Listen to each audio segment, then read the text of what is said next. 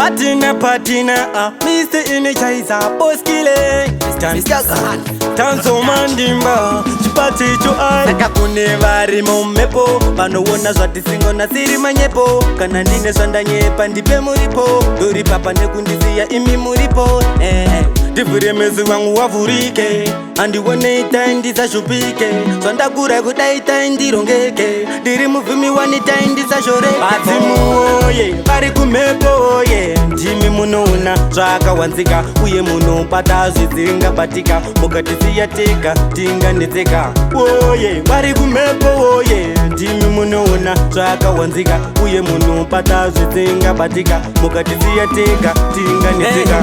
Pane chavakanditsipika kuti ndisawana kuti ndigoshupika, pisai icho chavakandijurika, icho chaita kuti mhuka dzisabatika.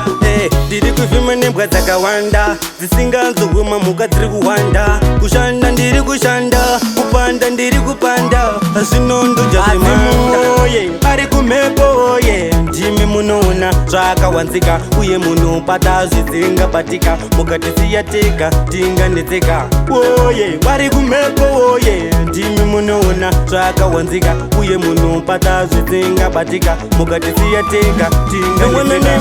Saka vakuru vepasi chigare, atsvitsai kuna musiki vanhu harare, motirotisa tiri mumatare, tachema tizivise chinyakare. Ndivhure meso wangu wavhurike, handione itai ndisashupike, zvandakura kudai itai ndirongeke, ndiri muvhimi wanitai ndisashoreke. Vadzimuoye vari kumhepo ye, ndimi munoona zvakawanzika uye munobata zvidzingabatika, mukatisiya tega tinganetseka. Oye vari kumhepo ye, ndimi munoona zvakawanzika uye munobata zvidzingabatika, mukatisiya tega tinganetseka. Pane chavakanditsipika kuti ndisawana kuti ndigoshupika, pisai icho chavakandijurika, icho chaita kuti mhuka dzisabatika.